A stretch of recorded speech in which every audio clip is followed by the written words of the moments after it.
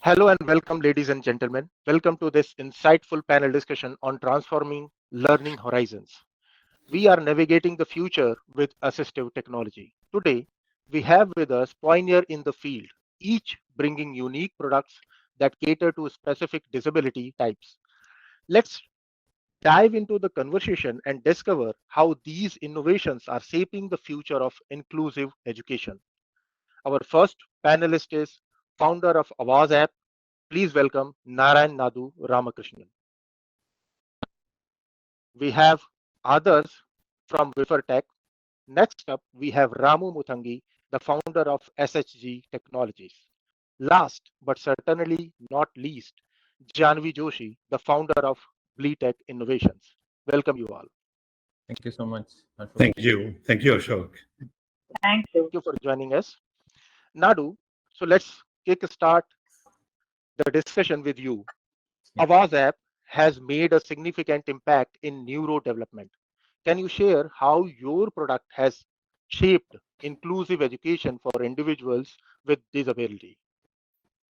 Sure. So I'll set context by telling you a bit about the kind of disability itself that we address, right? So Avaz is a speech kind of like is a product picture and text based solution for people who cannot speak. Now, this can be a child with autism, cerebral palsy, Down syndrome, or any kind of like intellectual or neurological challenges. Now, for example, a child with autism may have difficulty in communicating like you and I are doing with speech.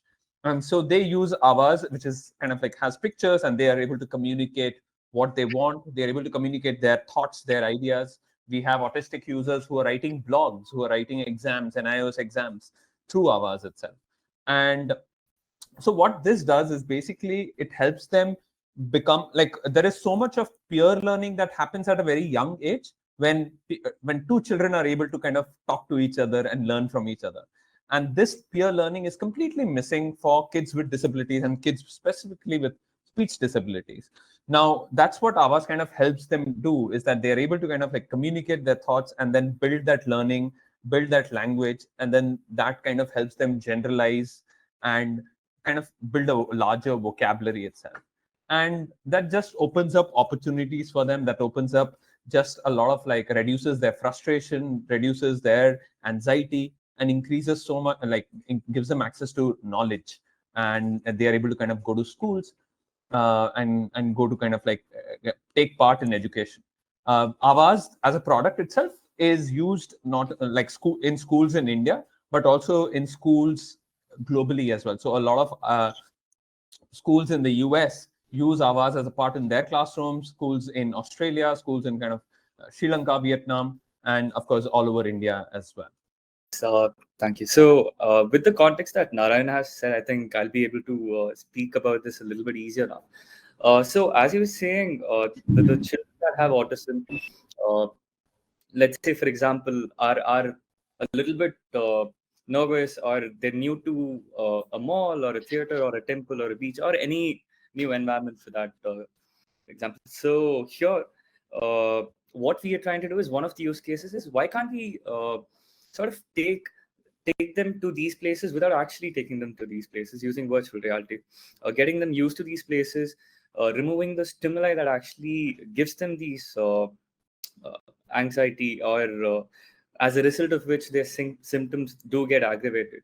So why can't we get them comfortable in the place that they are, how many ever times it's needed, with the conditions that suit them better, with, let's say, lesser people or lesser light or lesser sound, and slowly get them used to the places that they actually need to be at.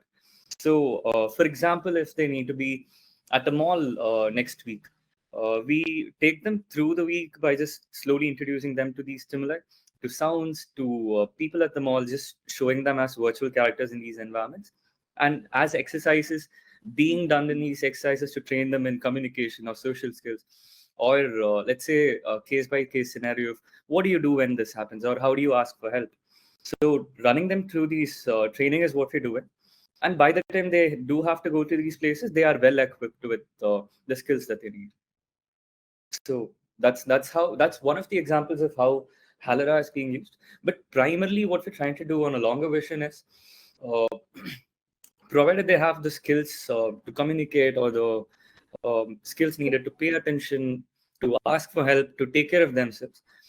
On a longer road, a bigger picture thing here that we are looking for is to give them equal opportunities that neurotypical people do have. Provide them with opportunities that they need. Let's say there is a particular job that needs a repetitive uh, application of a particular skill, or let's say it requires creativity, as it does seem to be the case in a lot of studios in Europe. So we're taking those particular skills, finding the students that do require that, and actually training them towards the end of their childhood, adolescence. So by the time they are adults, they are uh, ready to be included in the society. So that's how Nice, we primarily nice, work. nice. You are giving real world experiences to these people. Ramu, SGS Technologies has ventured into AI, ML, and machine vision with a smart vision glass. Can you elaborate on the diverse tools within your product that cater to the unique learning needs of individuals with visual impairment? Sure, sure. Sure, Ashok. See, what we make at SAG Technologies is we give them an assistive device for visually impaired people. When we say visually impaired people, people without vision, like, they're born blind, okay, or people who are losing vision, or people with low vision. Okay. In the first device, what we brought out, the first version of the device is called smart vision glasses. What it has, this is the people will not be the visually impaired, may not be able to see, but what it does for them, it has a small. I'm holding this is I just put it on. It has got a small camera, a high definition camera, and it has got a lidar, and it has got a camera flash. What it does is it whenever it tells them what are the things around them. Blind people, where visually impaired people, they don't see the things around them. It tells them, like, and if I'm wearing the glasses now, it tells me in my ears. We give them a Bluetooth neckband. It tells me in my ears there is a bottle of water on my right. There is a mobile phone on the right, and then ahead of me there are two people sitting here, or what is written on the board. All these things it tells me. In another mode, what it does is it reads the books. Like, they hold a book and I want to read what is written on this particular book. I can just hold the book in front of me, and then it can read that book, like in any language, which is of big, big thing in the learning process. Okay. So it can read all Indian languages like Hindi, Telugu, Malayalam, Gujarati, you name it, all the Indian languages, in addition to many foreign languages. Okay. And it can also read handwriting. Okay. And what I feel, the reading capability, because it gives a reading capability to a person without vision, which is a big thing for them, because today, they will need, either they need to learn Braille. Okay. And only 2% of the visually impaired people know Braille. Because if people are born blind, they learn Braille. But if it is if the blindness is due to some other impairment, like, it's due to either retinitis pigmentosa or diabetic retinopathy or glaucoma or accidents or stroke or whatever reason. There are many reasons why people acquire blindness. They may not be exposed to Braille, so it becomes very difficult for them to live or read any material or live with life. So this helps them. This helps them a lot. And we are trying to focus more. Why I said more about the Indian languages is, unfortunately, we have the maximum number of, 44% of the world blind population is in India. Can you imagine? 18 million people, blind people in India. This, I'm just talking about the born blind. I'm not talking about the acquired blindness. Acquired blindness or low vision, the number goes to much more, to about 252 million, which is pretty big. Okay. And in another, it also helps people to navigate indoors or navigate outdoors. Suppose I'm walking on a road and it tells me there is a pothole 5 steps away, or there is a, especially in Indian context, I'm saying if there is an animal or a dog on the road, it tells them there is a dog lying, or it guides me. And if I'm walking indoors, there is a chair 4 steps away, walk towards your right. The door is closed. Please turn right or turn left. So it literally navigates a person safely. Okay. And if I want to go to a metro station nearby, we have added Google Maps and all, so that it guides them while navigating on the road. It also guides them to my destination.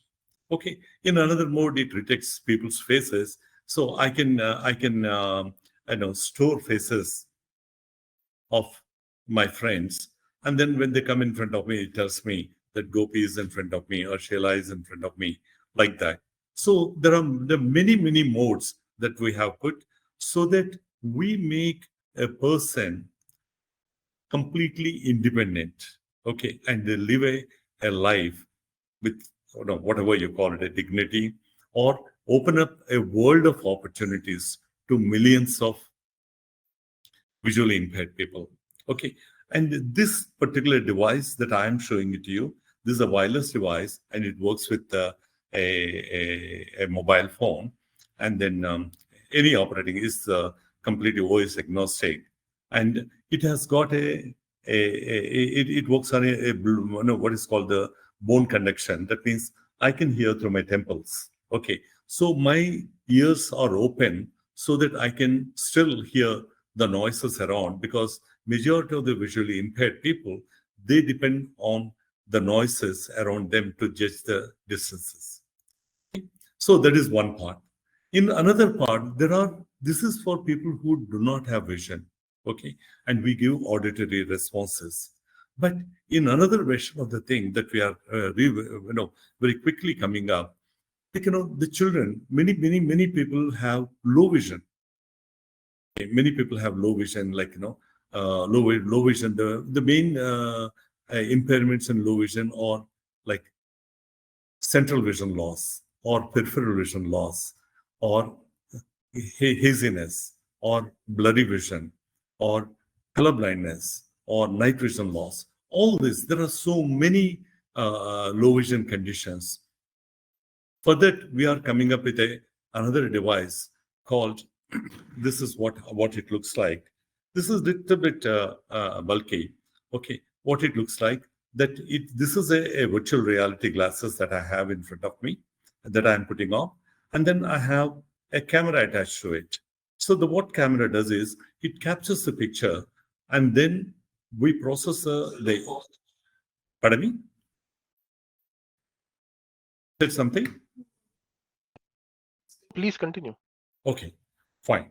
Okay, and then it captures the image, and we, depending on the patient's condition, whether he has got a peripheral vision loss. Suppose, let us say I'm having what is called the tunnel vision. Tunnel vision means I'm seeing only the things right in front of me, and then periphery is not available to me. So at that time, what we do is the camera captures the total image, and then we take the image, compress it, and then shows to the patient when we compress it and then put it in the spot where it's visible to him, so that he can see anything coming across and all that stuff. And similarly, in case of a peripheral vision, we magnify the image, so that the spot where he cannot see, it is minimized, and then it goes to some other thing. And with the virtual vision glasses, you see almost an IMAX kind of a feel you get. So the school children, they can see the whiteboard very clearly, or if they want to read. So we give different conditions where we try to what they say. We try to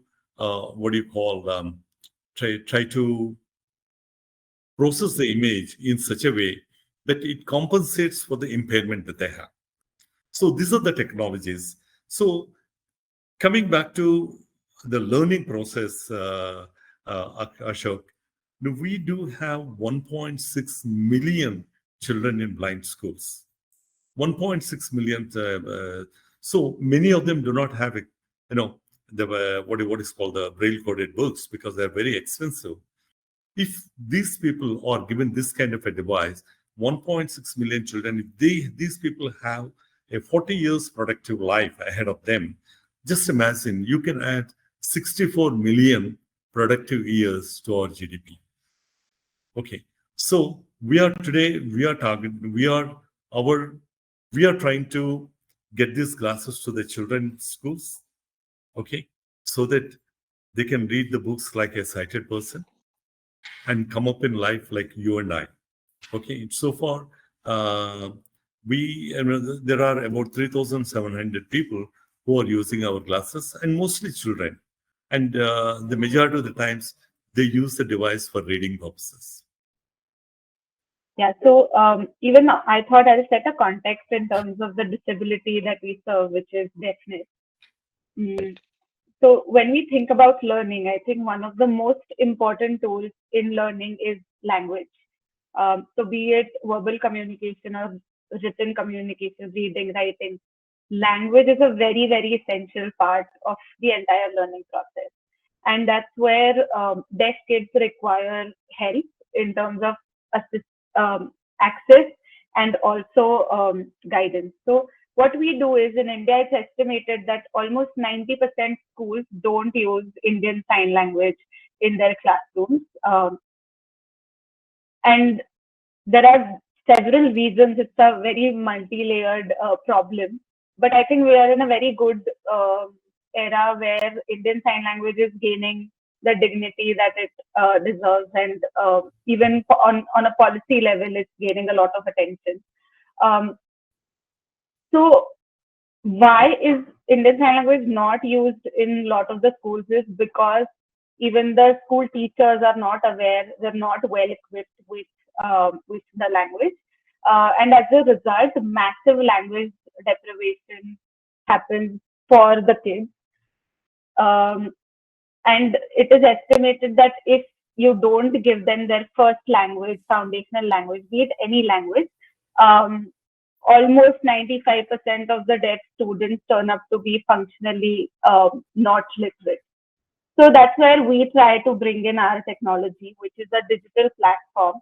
We have an app with learning and educational content in Indian Sign Language, not only for the students but also for the teachers to learn through Indian Sign Language. So we run programs in deaf schools. We have a hybrid library setup where we empower them with tablets along with the app, and also books that are created or curated specifically for deaf students. All the content in the books is also connected with the app. So whatever content they can see and read in the book, they can also access that in Indian Sign Language through the app. And along with that, we run a complete on-ground program with the schools where we also include things like teachers training, because like I said, Indian Sign Language is the backbone if we want to, improve today's state of education for their students. So we train them in Indian Sign Language. We train them in order to how to use the app, how to use the technology, so that they can benefit the more. And I'm sure everybody will agree with this today, at least in terms of assistive technology. We are in education, we have not reached a level where we can just serve the technology in isolation. There has to be handholding, there has to be training to the stakeholders on ground. If we really want them to use our technology, if we really want them to get benefit of the technologies that we are trying to create for them. So I think for us, product is a part of the entire program and the offering that we serve. But the product is one of the most important parts, because today technology is sort of filling the gap in terms of human resources, which is the biggest gap today in deaf education because of the teachers and parents not knowing the language. Technology is the only way where, probably till we wait that everybody learns sign language for the next 25 years. Technology is the only way where we can fill this gap. And we can now see there are so many other amazing technologies for deaf students that are coming up. I'm sure it will take some time to mature these technologies to connect them, because even the sign language is maturing in India. It's not at a level where we can just do Google Translate, but I see a lot of work happening. So it's an exciting time to work in deaf education. So yeah, I right now we are working with almost 51 schools in Maharashtra through different projects. But Indian Sign Language, again, the power is we can go anywhere irrespective of the geography in India, because there's only one Indian Sign Language all across. So that's the technology we are trying to empower the schools with. I really like this question because we have really spent a lot of time. When we started initially, we thought that we'll just give the app and then great, we're done. We'll see the analytics on the dashboard and it'll be great. But like you said, training is a very, very crucial part, very essential part. It's not just training, but it's a big behavioral change for all the stakeholders, right from the school authority. And I'll talk more from a school perspective because schools are our main partners. So right from the school authorities to the teachers to parents, to making them realize that this is going to save them time and effort and not add to their effort, is one of the very crucial things. And I think eventually the product speaks for itself, but there's certainly a curve where you have to really, train them. You have to do a lot of counseling. So that's a very crucial part. And we spent almost 2 years in terms of figuring out how do we do this, because the education system that we still follow, unfortunately, is very, very outdated. Even the knowledge and awareness, exposure about technology is only till a point where they think that if we just project PPT on a LCD TV, I think that is the use of technology. But we've come so far in terms of really day-to-day use of technology. It's very important to give them that exposure with example that this is really, really going to help you in terms of the learning outcome that you see. And also in terms of everybody wants to make their life simpler.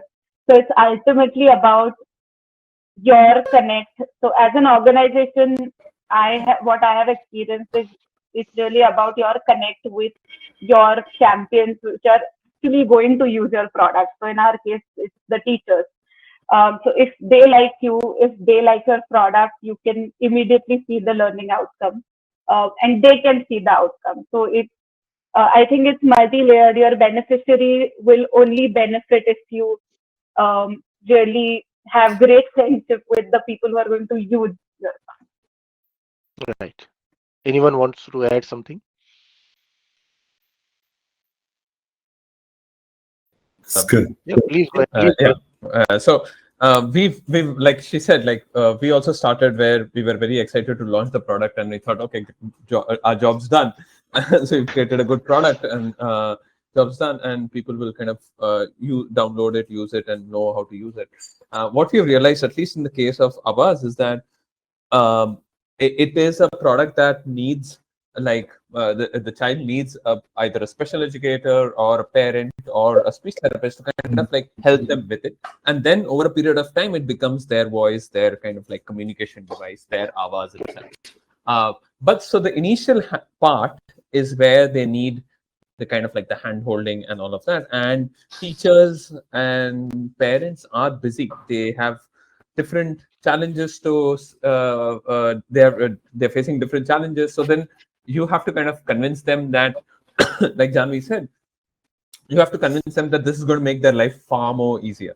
What we saw this, and in India, these ours is like so ours is what's called an alternative and augmentative communication device. So it's a slightly a jargon term, but the core of it is that it's a device that will help you build language and help you communicate. And so there are like strategies that special educators use, strategies that speech therapists use, and they have to use it with the technology. And that was a huge gap for us. And we saw our adoption actually go not increase because of that gap. Parents would buy the app, but they didn't have a speech therapist who can help them or a special educator who can help them. Schools will buy the app, but adoption will not be there. And so so 3 years back, and right at the pandemic, during the time of the pandemic, what we started doing was we started putting out like training programs. So now we have like a cycle of training programs for our certified educators, our certified professionals. And so we run these programs completely online. We have professors from speech therapy universities join our program because this program gives them a hands-on experience, kind of gives them the tools, tips, techniques for them to translate their theoretical knowledge into real life. And over the years, we've kind of over these 3 years, we've trained about close to 1,000 professional speech therapists, developmental pediatricians, special educators. And there have been two big kind of like advantages of this, right? So one is that in a school which has a special educator who's trained with ours, the adoption and the outcomes are much better. So we have schools, say there's a school in Haryana or a living center in Haryana where the children are kind of using ours because the teachers, everyone's been trained in ours, and they're seeing significantly better outcomes for their students. So the second big advantage is that with this, they are then spreading the word as well, right? So they are now experts. They are kind of confident to spread the word about, hey, this is an impact that I'm seeing. This is the kind of positive impact that I'm seeing in my student's life.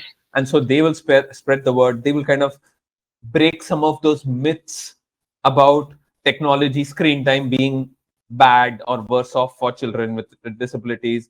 They will kind of break some of these myths where children with autism can't do anything else. So that's kind of like they become the spokespersons as well and product evangelists as well. So that's the kind of like a add-on effect when you have these trained people. So we've learned it the hard way, but now we have a system in place where we're able to train people. We do these trainings. We have a kind of a curriculum design for these special educators and trainers, and that has kind of been a huge kind of like a huge advantage for us to take the word out to the market itself. Okay. Muthangi ji, you wanted to add Well, something? sure. I'll take that. See, I see this device. This is an assistive device, right? And for people to adapt it quite well, we wanted to make it pretty much a plug and play. Okay, if I make it a plug and play, the biggest advantage is, because then I can scale up pretty quickly. We don't have to have real trainers and spend time with the people, because not only for a student, but a group of students, we have to individually train people. So today we made this device pretty much a plug and play. So what they can do is they can simply do it, and then they can fit. And then believe me, when it comes to the visually impaired people, they're very quick to learn. This is my personal experience. If I have to learn this device, it may take me 15 minutes, but they will learn in 5 minutes. Okay, Wow. They feel it, and immediately they feel, oh, this is a power on switch, right? People ask me, this is a power on switch, right? Okay, I press it now. They do it themselves, and then they will start feeling it. Okay, this is my swipe, and then once you swipe, it says things around you, and then and it'll start talking to you. And then we also want to have the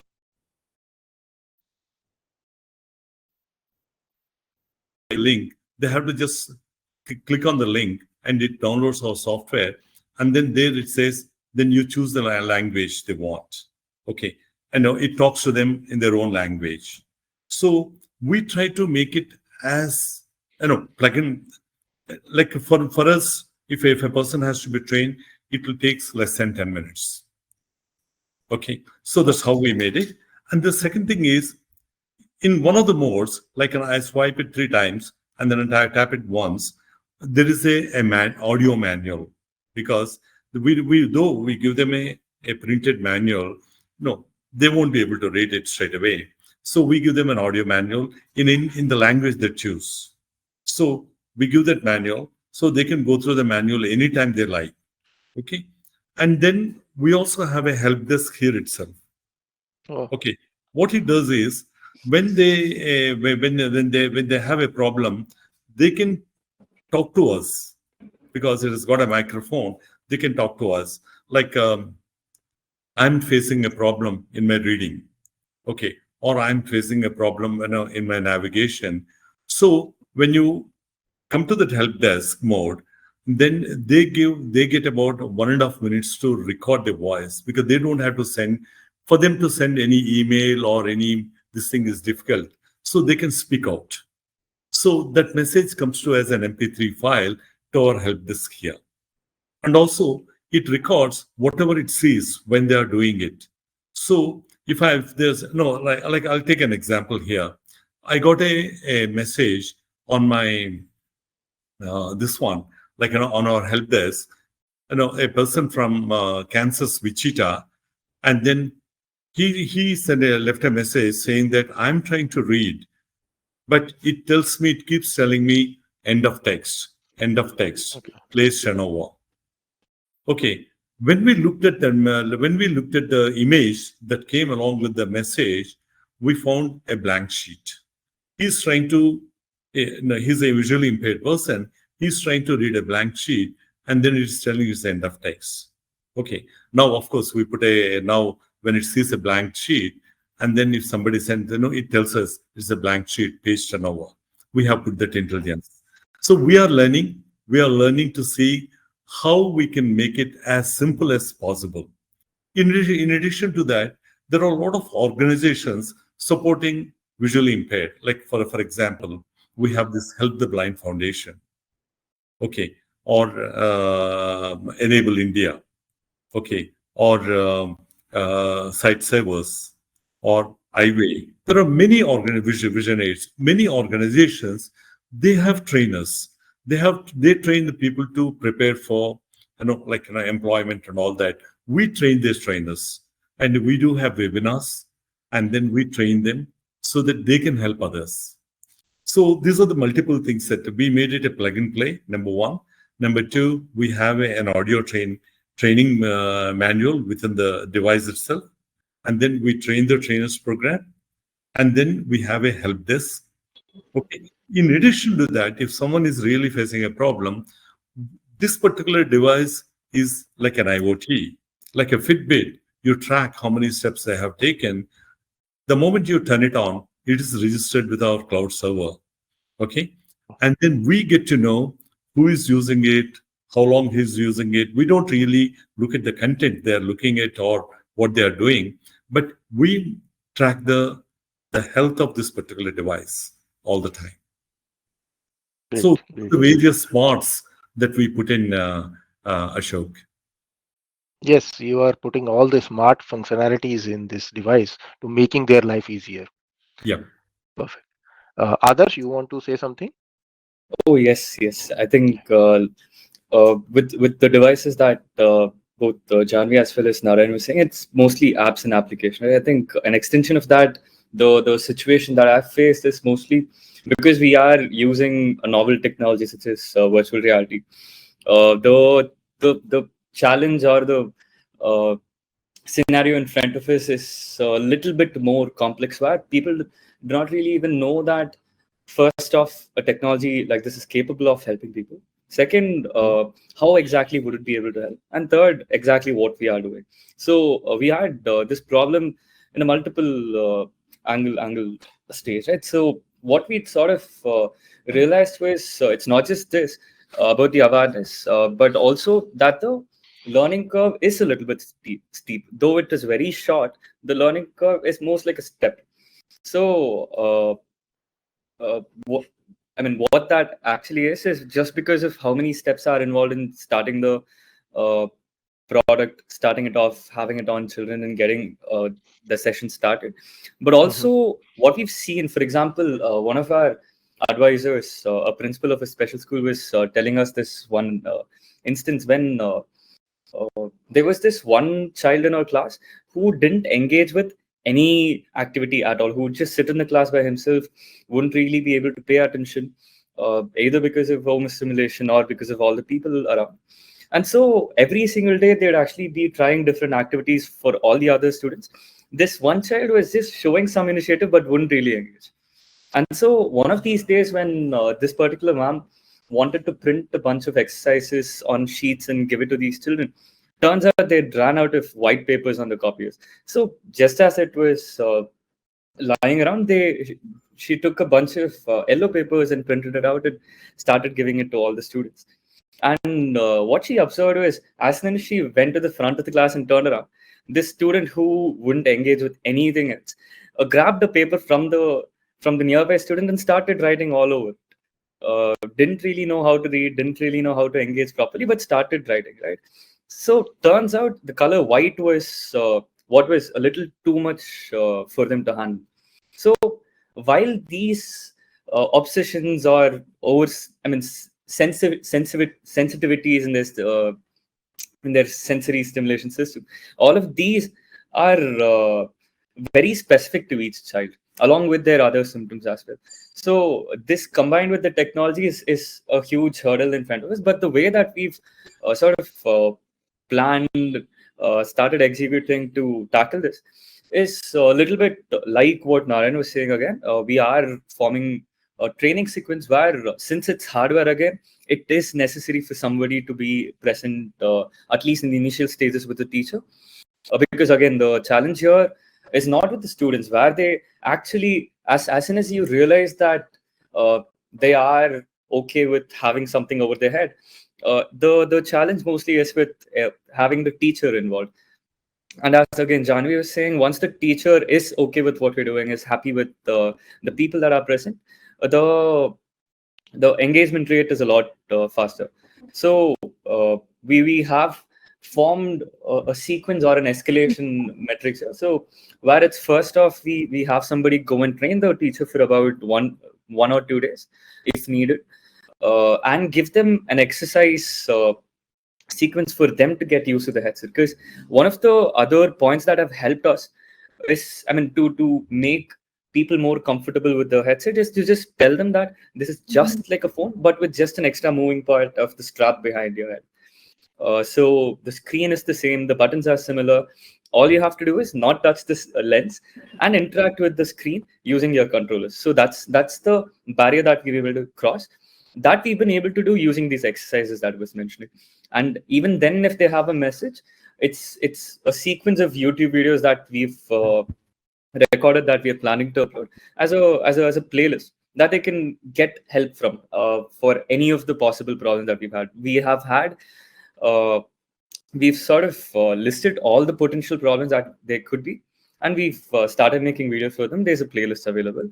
If in case there is help needed beyond that, is when we'd either be sending somebody in person or we'll engage in a video call. Because again, this is a new technology that's coming in. People are more likely to second guess themselves and just directly ask for help. So by giving them a little bit of time to get used to the technology, to get used to the product, as well as having the product be as user-friendly as possible, are the two ways in which we're trying to make it a little easier. Okay, I'll start with it. It's a big challenge, Ashok. It's a big challenge. Okay, but fortunately for us, where do these people go? If you have a problem, first thing you go to a doctor, right? Okay. In our case, a person, if they have a visual impairment, first thing they'll go to an eye hospital. Okay. The doctor or the ophthalmologist, they diagnose, and then they say, okay, depending on the impairments, they treat the patients. Okay, if it can be corrected, they do the corrections, and either a surgery or a procedure or anything like that. Okay, if it is incorrectable, what they do is they send them to rehabilitation centers. So that's how the process starts. Like, the diagnosis, and then so what in our case, I mean, and I did not know when we started thinking about this particular device. I did not know even the channel how to go about doing these things. But fortunately, when I got in touch with a hospital like Arvind Eye Hospital, they guided me. They guided me and they said, so here is the way that you need to develop the stuff. And then they guided us. Then today, we are going to the various hospitals, all the eye hospitals today. So those eye hospitals, and in eye hospitals, we actually they run camps for the cataract operations and different things. They run camps because we train those optometrists over there, and they themselves recommend, it's untreatable. Now you need an assistive device. Okay, that's how we went about.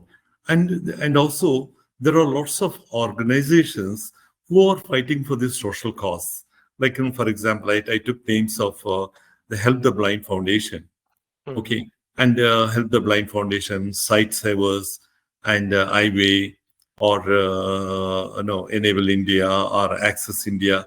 All these organizations, they're fighting for a particular cause, and they themselves make people aware. Okay, that there is a device available like this. Okay, and then you can take help from so and so. Okay, like that. The word is today, everything goes by the word of mouth. Right. For us, we haven't done much of marketing, but fortunately, there are few good things have happened to us. And like very recently, Indian Idol, there is one Indian Idol, one Menuka Podal, one ophthalmologist, he gifted her our glasses in one of the episodes. Wow. Yeah. So it happened. So that kind of a thing. And now we started getting many calls saying that, hey, we want this kind of a device. Yes, adoption is a big thing. And getting across to now, we got onto the social media, and we are trying to go through the various societies related to ophthalmology and optometry. We are doing that. So, in a nutshell, you are trying to say adoption is a challenge, but before that, ahead, awareness is not there. That is another Yes, big challenge for you. absolutely. Absolutely. Awareness is not there. Okay. Anyone want to add any other things? I can Yeah. go. I think this is an important point, that awareness is kind of like the first level problem that we are trying to solve. Okay.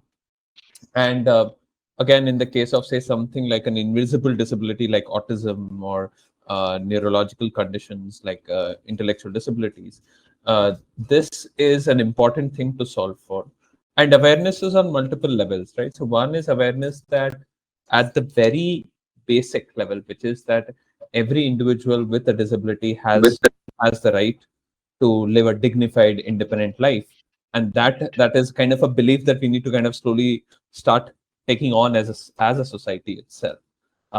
Right? So tomorrow, if you see a child in a restaurant using ours to order the food that you and I would order by speech, we should not be like, that's the future that we are trying to design for, right? Wherein technology becomes as assistive technology, which we talk about, becomes as pervasive of these glasses that I'm wearing, these spectacles that we're wearing. That's definitely the goal. And so awareness is the first step, wherein it's okay to wear these glasses, it's okay to use ours, it's okay to use sign language. That's kind of like, that's another way of communication, and that's kind of like an important aspect to it.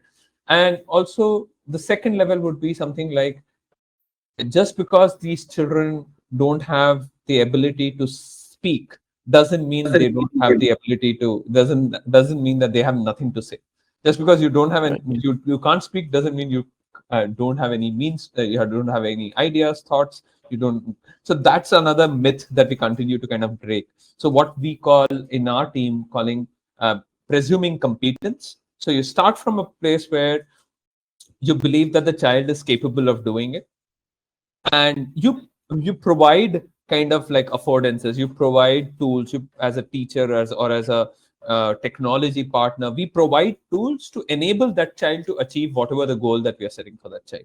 So that's kind of a key, kind of like a distinguishing, where we are not saying that the it's an important thing, right? We are not saying that, you know what, uh, completely simplify this concept for this child, but can you teach this concept in an accessible way for that child, which is a very key difference. Right.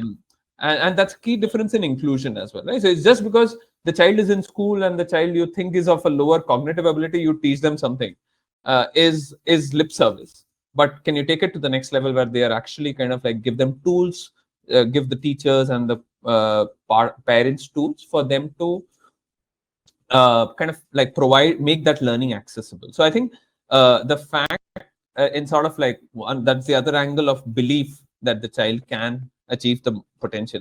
And what we are seeing, Ashok, is really this conversation. If you had asked me, like we've been in the space for now, and if you had asked me this 10 years back or like even 5 years back, I would have been a bit pessimistic.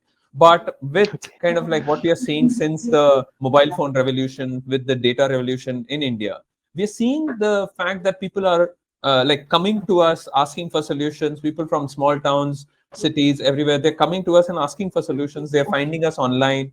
Like we have people in Arunachal Pradesh to kind of Gujarat, Jaipur, everywhere using Avaz because they've kind of found it on the App Store, and then they have come Okay. out. So that is happening, and it is more and more as and when we create that awareness, we get like Ramu mentioned, we kind of get influencers talking about it. We get famous people talking about it. So, for example, we partnered with Amazon to create like create a small video for the April Autism Acceptance Month. So April is celebrated as an Autism Acceptance Month, Mhm. and so spreading awareness about autism and all of that. So we kind of like worked with Amazon to create a video where Avaz users were using kind of Avaz to interact with Alexa. So you would give a command to Alexa by, "Hey Alexa, say something like sing a song, play me a song." The kids that use Avaz are able to do the same thing using the app, using our Avaz app, and they are able to kind of like pretty much interact with the same environment like say their siblings or their peers. And that's powerful. And so showing those kind of stories, showing those kind of success stories, like I mentioned, we have a person who uses Avaz, and she works as a consultant with us and writes blog posts for us. We have other people who are actually kind of writing, like working with us part time. So it is all kind of trying to also showcase what is success story possible. So we have these webinars where parents come in and talk. We have we have a WhatsApp community where parents come in and share their stories. Special educators come in and share their success stories. So that kind of also builds in belief, right? So an influencer can say something, but then at the ground level, real life change is happening, and that will give belief for people to kind of like take it up and adopt as well. So kind of like breaking myths, spreading awareness, and kind of then pushing adoption as well as a kind of a three-layered part. Thank you. Right, right. I think just one point in terms of awareness, like Narayan said, that awareness is obviously the first step towards adoption. One of the things that I have observed is creating awareness for a set of people who think they're already aware is very difficult.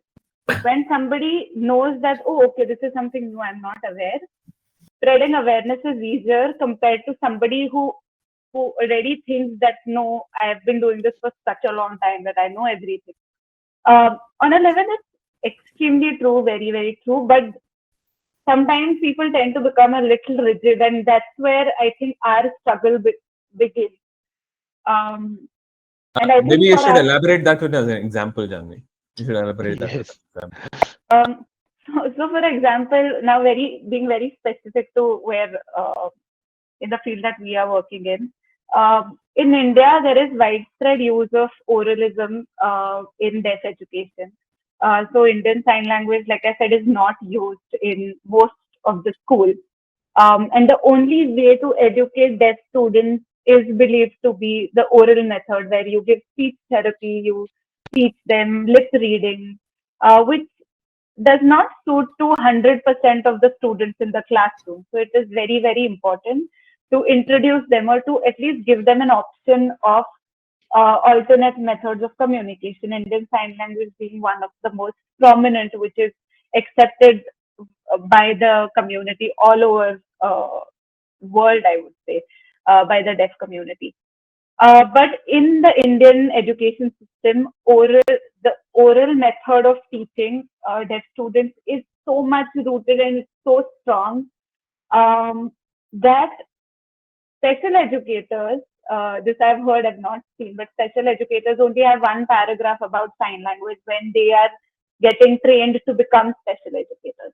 So when you go to a teacher who has been teaching for the last 20 years, 30 years, and you try to tell them, somebody who's just working for, say, 8, 10 years, that, oh, this is how you should teach, then that becomes a little, there's a little friction when we try to do this. So it's a very delicate area where, we need to crack the communication language, that how do we convey what we want to convey without, sort of disrespecting them, by acknowledging the work that they've been doing for so long, but still disagreeing with them on a certain level and introducing what we want to give them.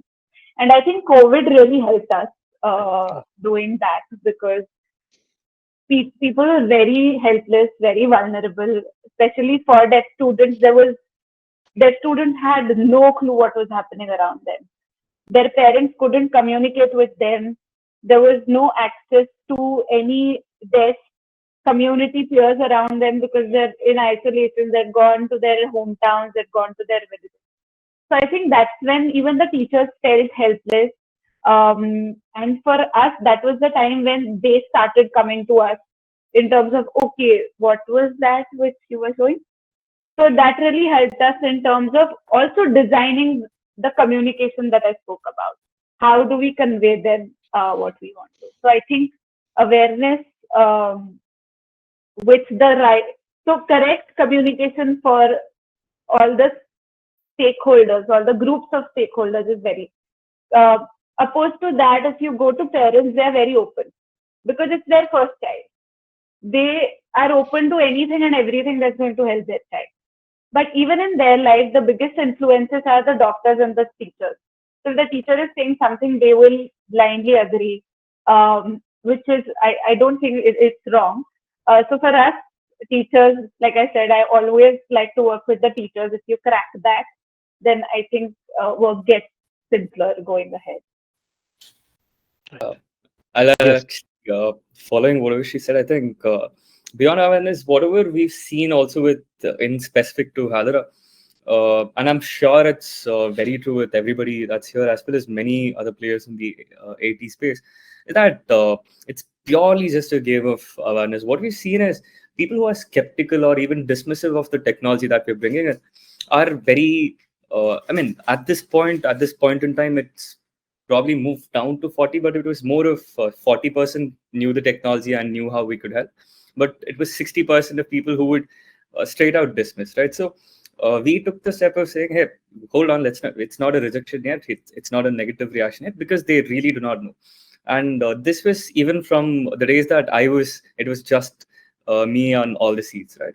So I'd go around, actually get an appointment, meet these people, and actually understand what their situation, and at that point we were still in our pre-MVP stage. So tell them how we could help them, how we could modify the product to cater to their needs.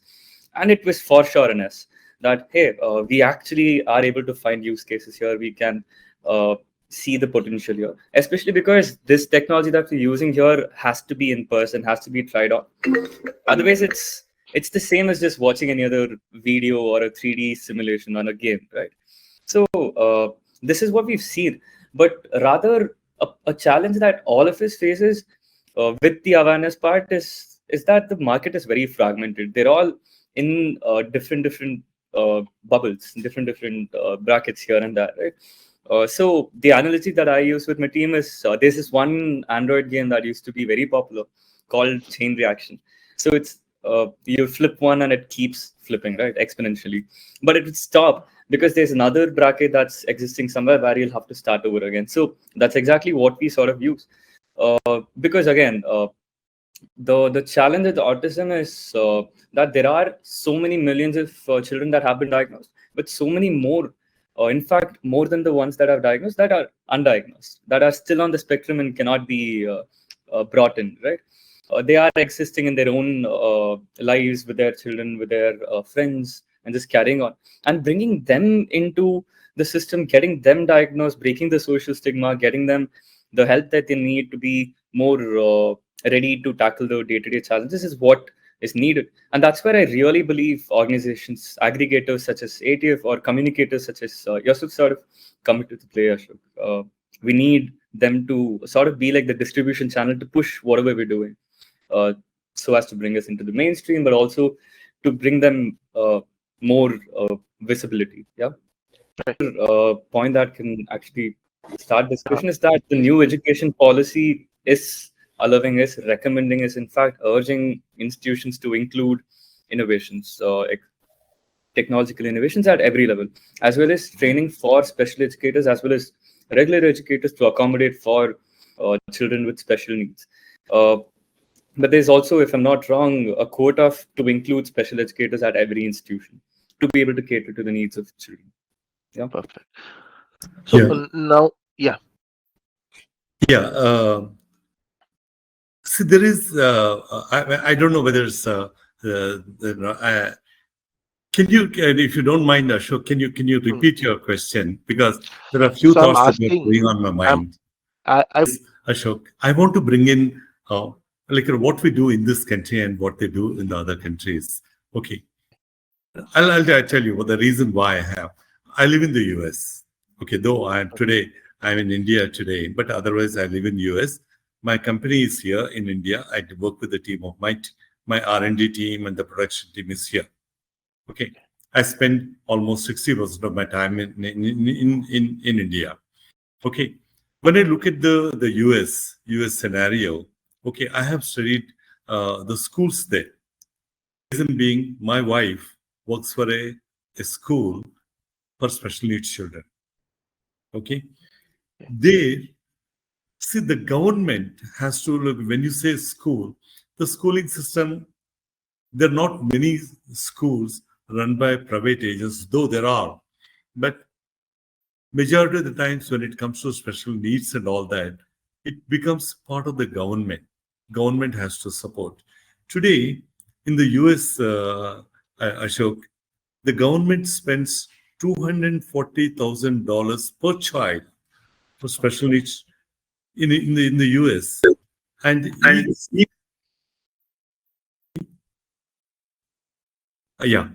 each school district has special needs division, and they see the progress of the child, and then they automatically go to the integrated school system. Okay, and they evaluate at each and every stage how the child is developing. Okay, and each child, especially I'm talking about the visual impairment, is given an aid, teacher's assistant or a aid with the child all the time. Okay, so it is all coming from the taxpayers' money. Okay, it is good. It's good because, I mean, it's everyone's responsibility to provide an equal status to those people. And of course, during the employment and everything, they have an equal opportunity. Okay. In India, unfortunately, it doesn't happen that way. right. Okay. And I feel the private, people like us may not be able to, okay, of course, the forums like ATF and all that can help. But there are very strong bodies. They are trying to make legislations, but there is definitely the people in power. For example, each state has got a commissionerate of disabilities and disabled and social justice or whatever. Each commissionerate, and that commissionerate is manned by an IAS officer. But unfortunately, sorry to say that, nothing happens. Nothing happens there.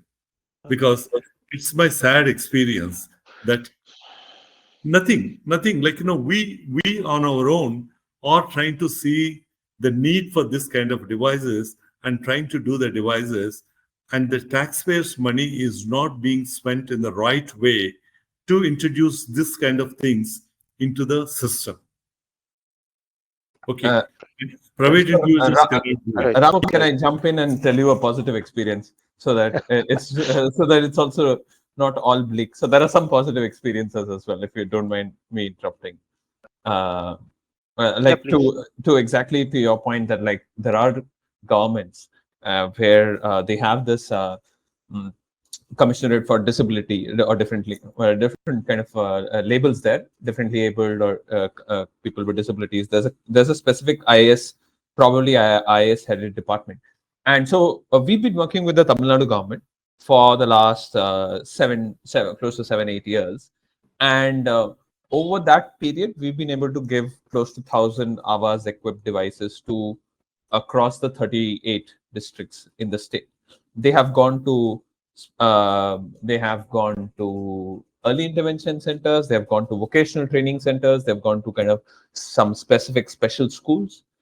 And I'm not saying that it's all perfect, but what it has done is it has opened up the government's kind of like ability to think about, especially in the Tamil Nadu, in the case of Tamil Nadu, they have been talking and inviting more and more technology companies to come in and pitch to them about what are the new technologies. So with respect to Avas, what we've done is we've taken the responsibility to go ahead and deliver those devices.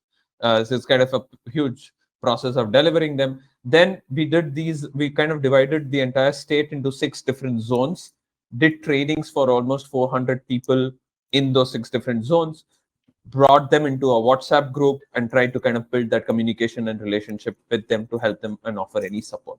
So that's a ongoing process. We are seeing successes.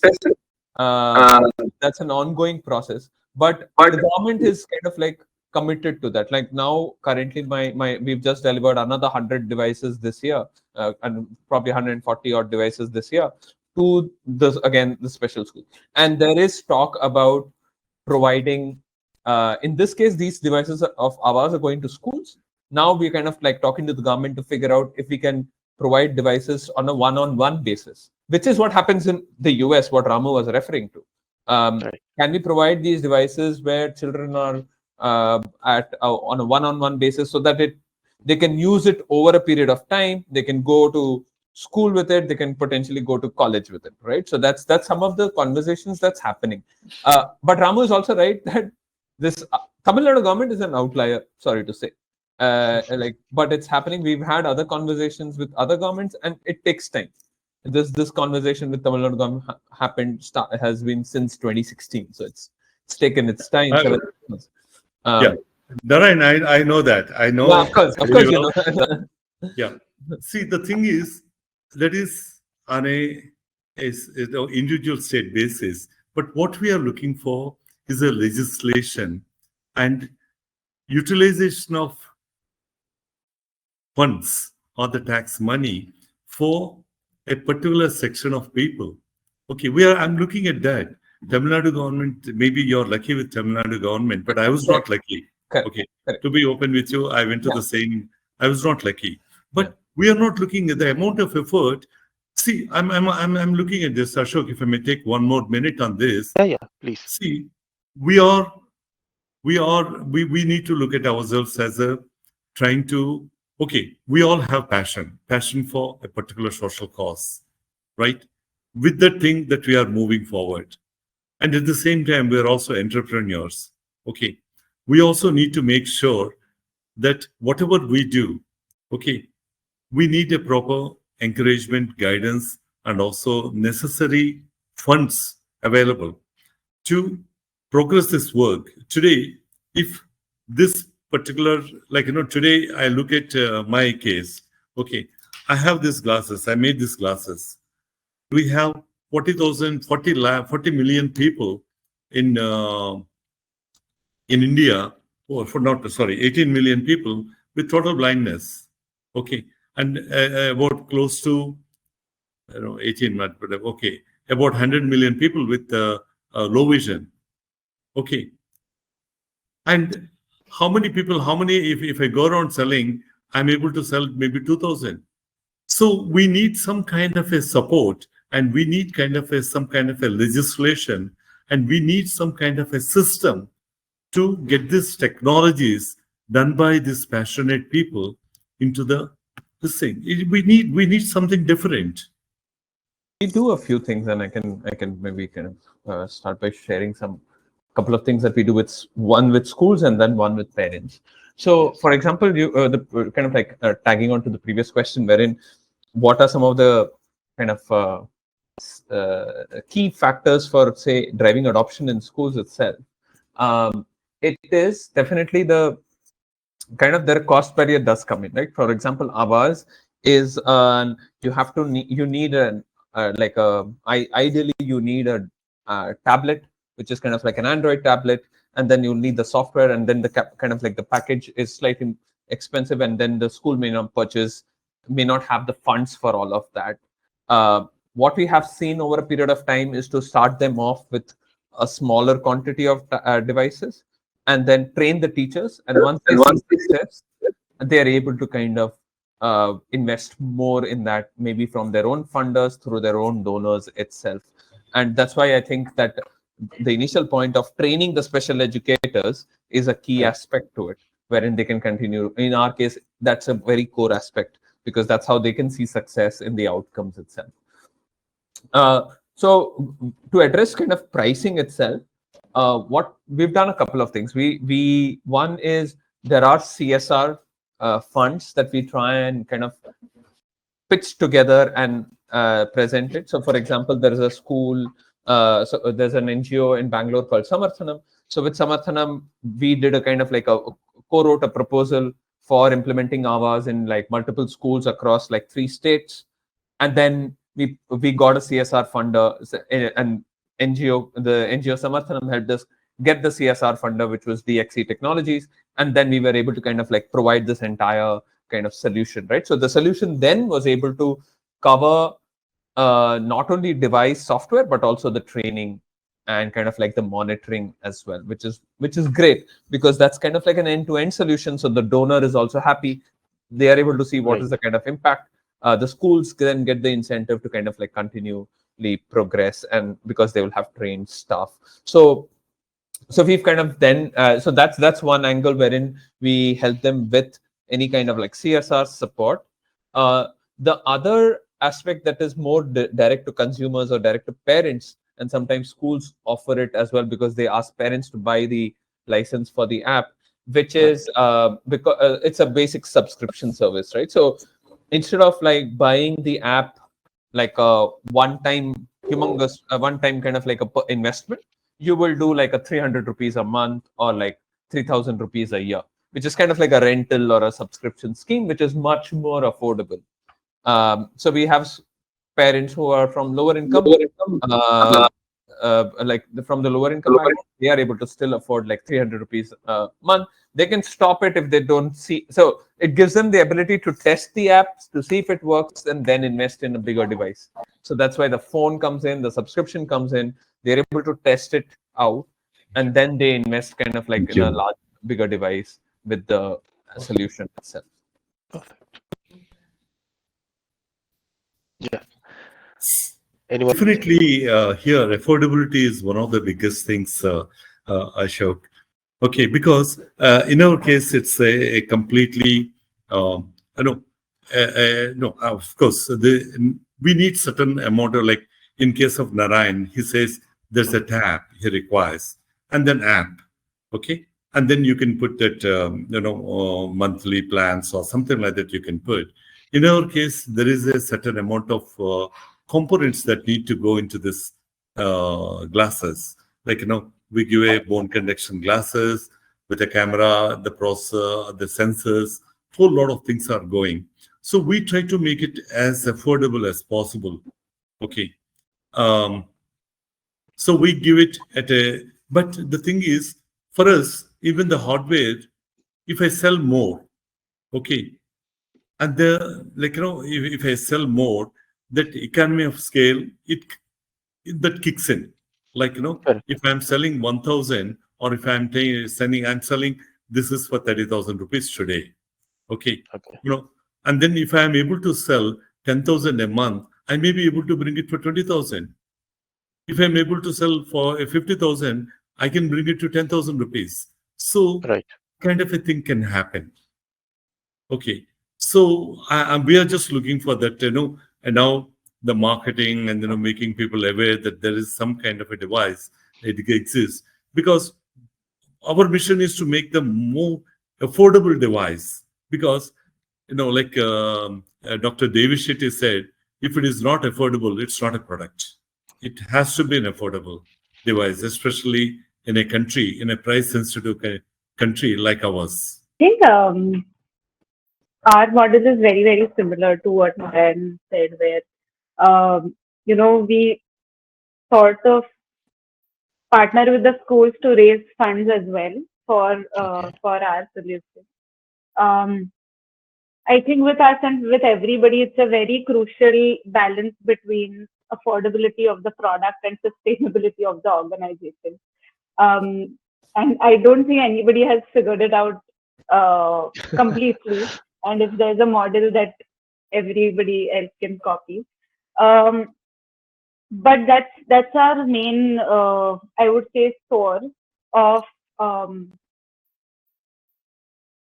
getting money for the product that we're giving, because our beneficiaries are the ecosystem has been run through charity money. So it's very crucial. It's very difficult in terms of how do we position it to actually make them pay. One of the things we've always tried to follow is, even though there is a third party funder that's funding our project or funding for the program, we have a certain percentage of the service charge that we make the school to pay, because we want that sort of accountability. We want that sort of responsibility for the schools also to take up, because that certainly brings in a sense of seriousness instead of giving something for free. Because again, complete charity is, I feel, never works. So there has to be a certain shared responsibility, financial responsibility by the. Yeah. Sorry, I was waiting. All right. No, so along the same lines as what everybody is saying, I think here, initially, at least for us to be able to penetrate and sustain for a little longer, assistive technologies, unfortunately, initially has to be assisted themselves by either the big players, either through CSRs or through subsidiaries from the government departments. This is how we've been able to come to it. But again, because technological intervention in the space of disability or in assistive technology is still in its nascent stage relatively, people's adoption primarily, we believe, is not picking up just because of this reason. Mostly that people aren't able to see why it could help, would rather live the way that they are living with traditional intervention or with treatment or with therapy, rather than having technology help them a little bit, though the success rate may be same, if not much better. So here, to actually give them time to experiment with it, to get comfortable, to reap the benefits of it, I think is what all of us in the end are looking for. After which, I think the stickiness to the product is pretty much guaranteed. As I think Narayanan was also saying, I think starting with 300 subscription, I mean, we are doing something similar for schools directly rather than individuals. Asking the school to charge a minimum fee to the students for each session and be able to pay a monthly subscription to us has also sort of taken the load off of all of us, where we are taking the primary risk of handing the hardware over to schools, because hardware such as this with a lot of moving parts is always risky to just hand over and expect nothing to happen.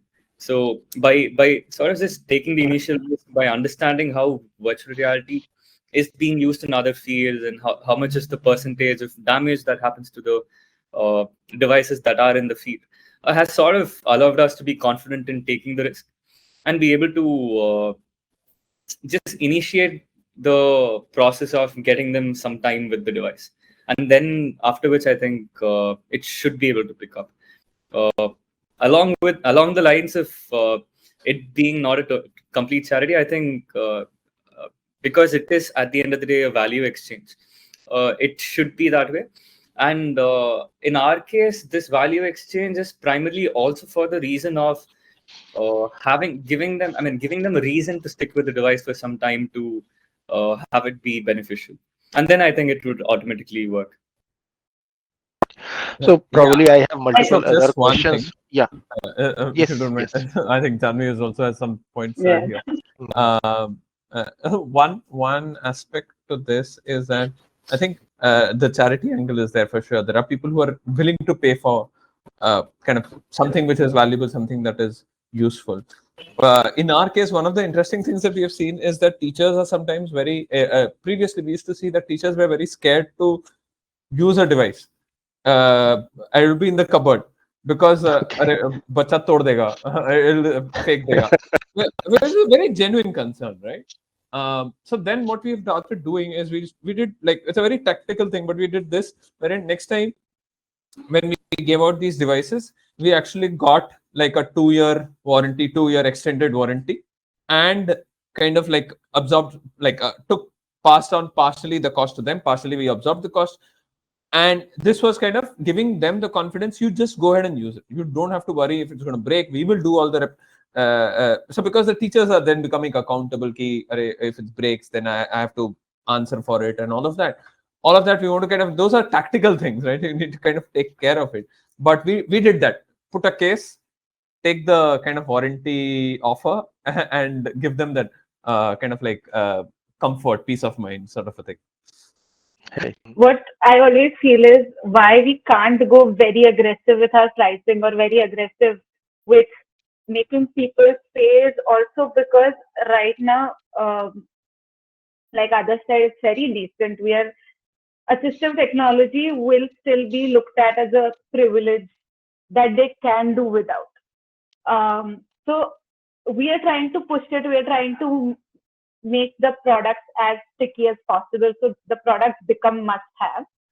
But right now, on a certain level, we all know that if tomorrow, if they decide to go back to what they were doing 3 years ago, they would certainly, probably some of them might do that.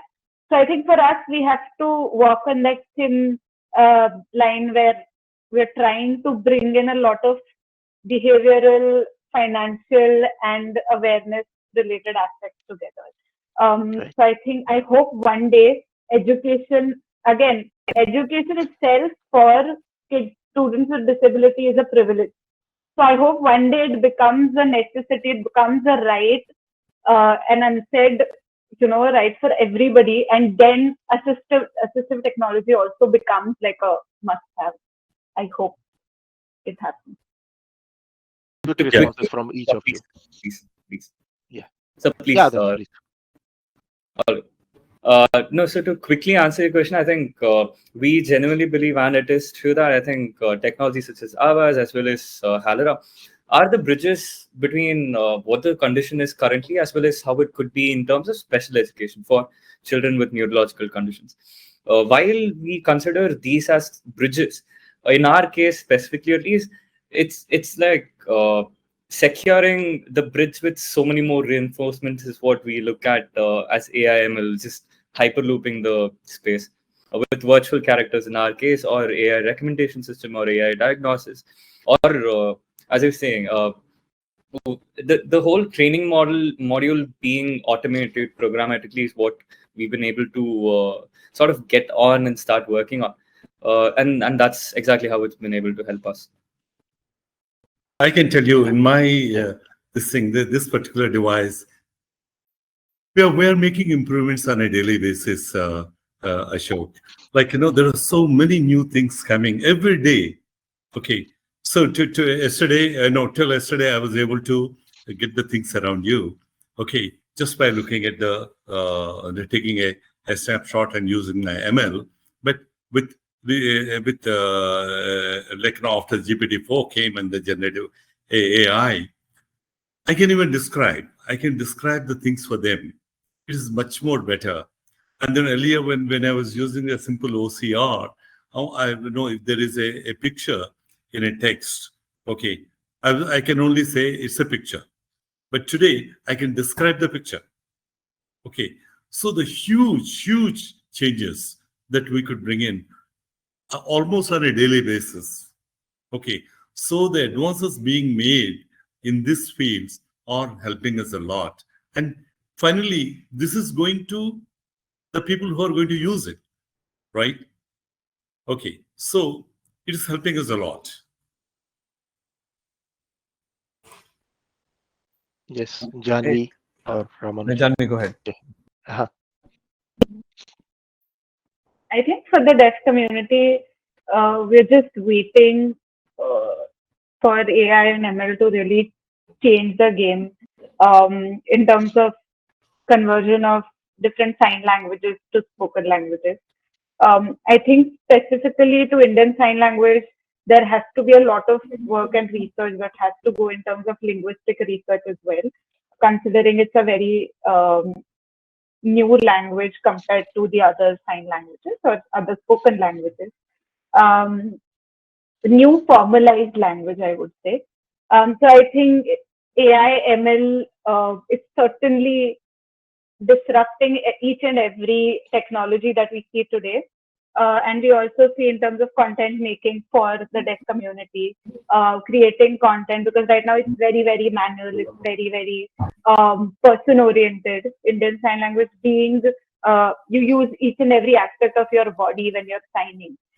So converting that with AI and ML is something, and like I said, there are so many technologies coming up, and that's really going to change the game in terms of the access that deaf people will get to content in the future.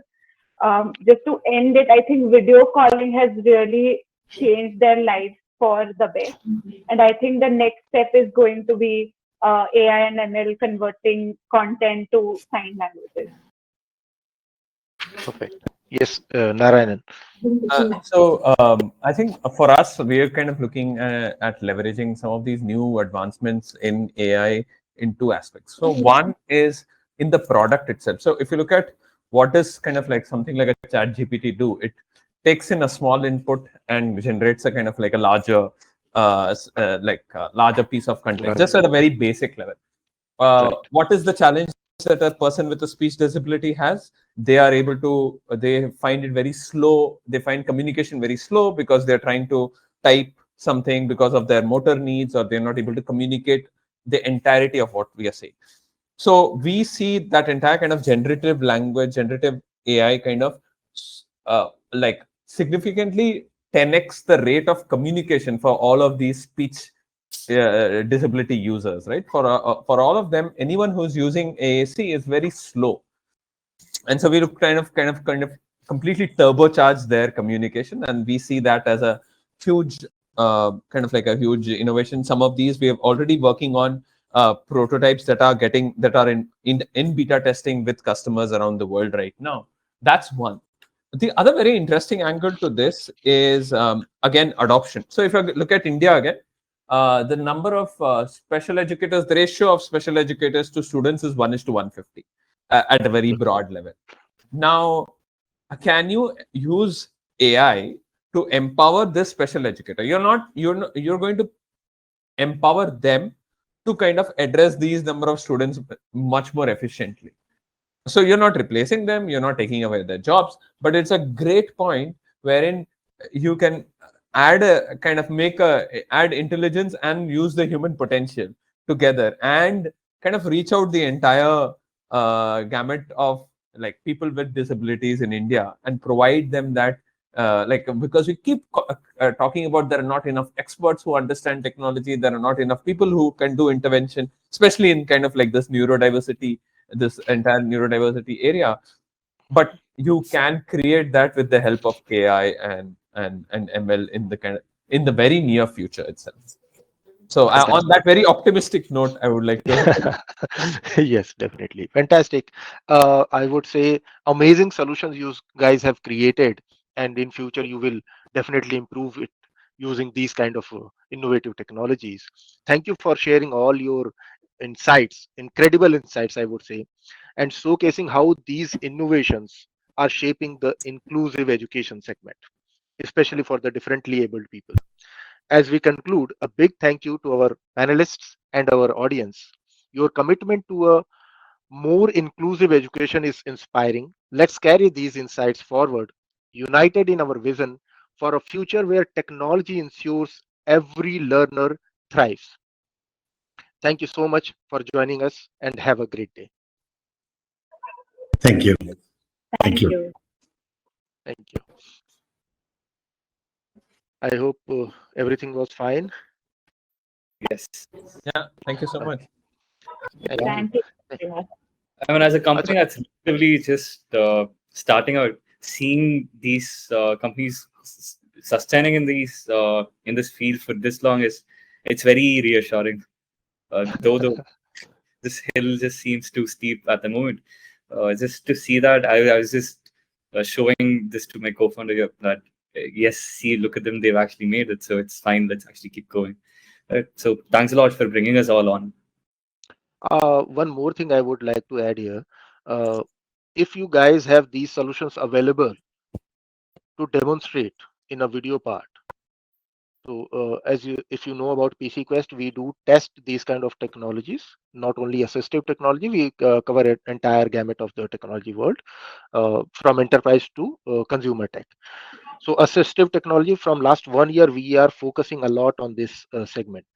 So if it is a physical device, a hardware or a software, anyway, if you can ship that device to me, or if it is a software can accessible to me, if you can make it accessible to me, let me find out what I can create around this solution, how I can represent to my audiences who are reading this stories. That's extremely So kind of you, Ashok. We'll definitely reach out. Thanks a lot. you Sure. have my email ID, and Celicia is there for all the help. So hope to see you again in another discussion. Thank you so much. Thank you.